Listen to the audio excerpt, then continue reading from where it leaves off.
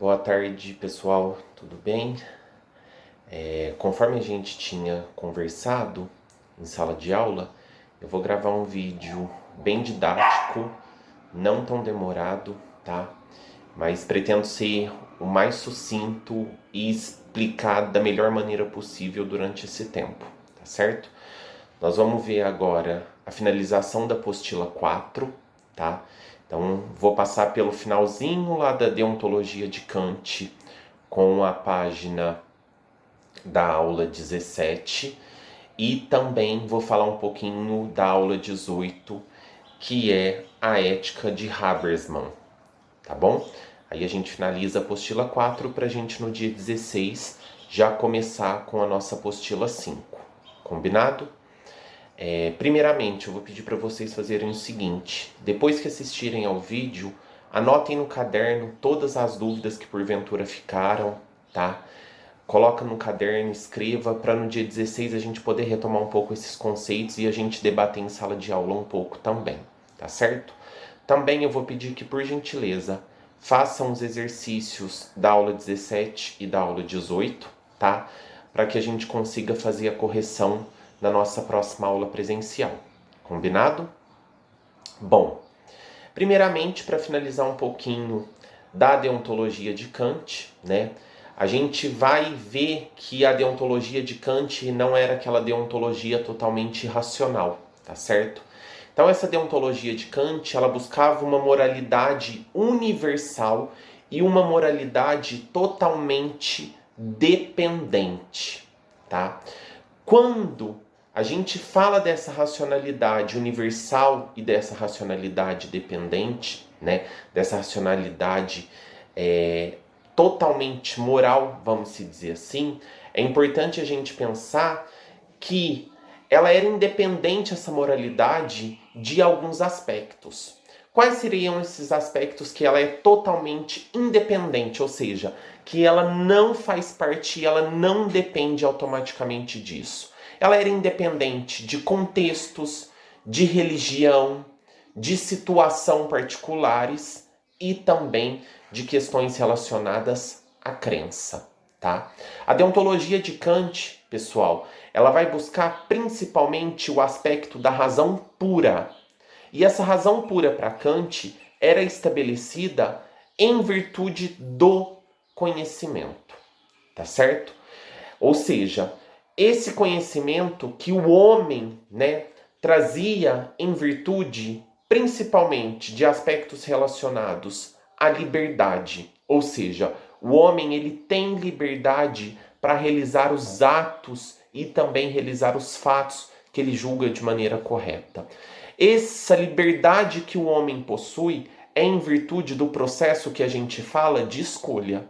Só que essa escolha dele está condicionada automaticamente ao que a gente chama de consciência moral, tá certo? Então, novamente, o homem ele tem essa razão pura em virtude do conhecimento, da prática do conhecimento, tá?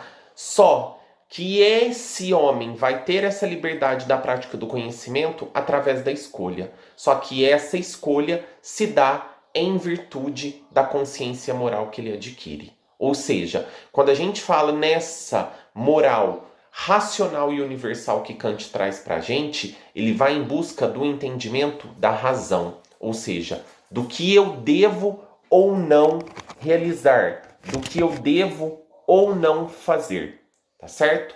Então, quando Kant vai falar para nós, ele fala que existem dois mecanismos dessa racionalidade. A racionalidade ela pode ser objetiva ou ela pode ser em virtude do fim em si mesma. Quando a gente fala dessa racionalidade objetiva, a gente vai dividir ela em três partes. A gente tem essa racionalidade em busca da nossa felicidade particular, ou seja, do eu sujeito ser feliz, ou em busca dessa racionalidade para ir para o céu, tá? Ou em busca dessa racionalidade para se ter o prazer ou evitar a dor. Vamos lá? Vou dar um exemplo para vocês. Roubar, tá? Bom, eu não vou roubar. Primeiro que eu sei que o ato de roubar, ele não é moral, tá? Se ele não é certo, automaticamente ele não é moral, correto? Ele é incorreto, então, em virtude dele se tornar incorreto, ele se passa a ser imoral. Então, eu não vou exercer o ato de roubar, porque eu pretendo ser um sujeito totalmente feliz, possuidor dessa felicidade, tá? Eu também não vou roubar, porque se eu for partir para o lado, aspecto cristão, eu pretendo ir para os céus, e eu não pretendo ir para o inferno, combinado? E eu também não vou roubar, porque eu pretendo evitar a dor, ou seja, quando eu evito a dor, eu transfiro esse aspecto de se evitar a dor em possuir, ou seja, em ter prazer. Combinado?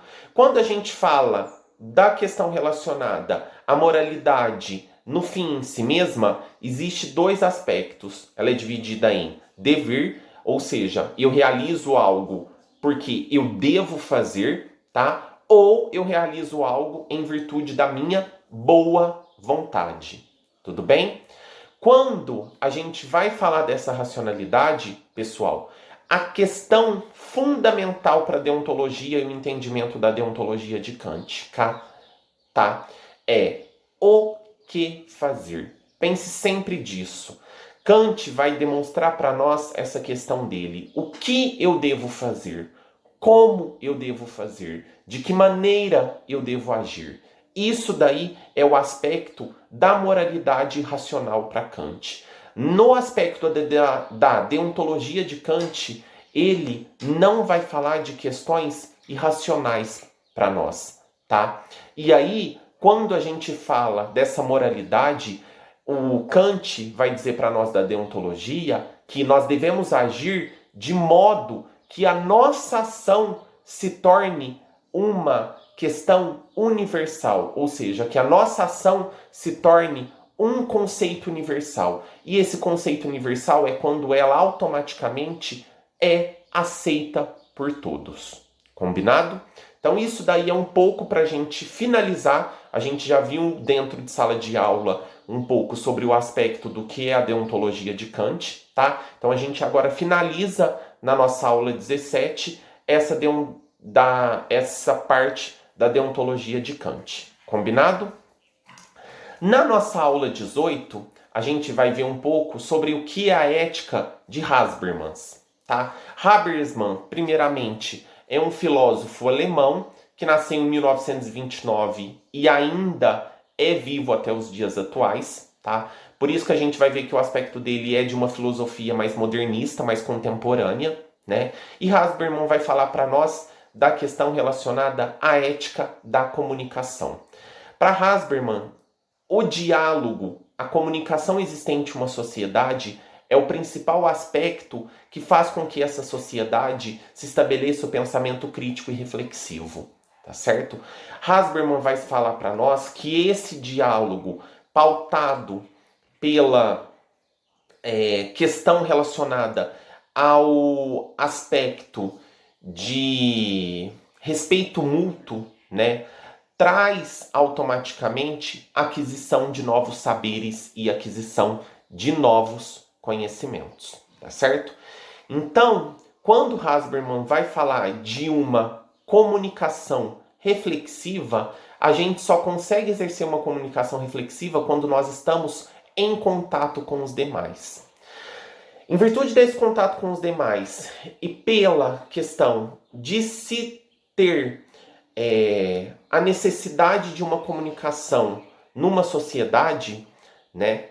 A gente vive em uma coletividade, então é importante estabelecer essas noções de diálogo. Habermas vai falar para nós que existem 3 aspectos que o diálogo traz consigo. E aí é importante que com o diálogo, Habermas vai falar que nós conseguimos a aquisição de conhecimentos. Primeiro, geração de conflitos. Qualquer diálogo que a gente colocar em pauta, qualquer ideia, qualquer questão que se for colocar em pauta, os sujeitos que vão analisar aquela determinada situação, ou eles não têm um pensamento em comum, tá?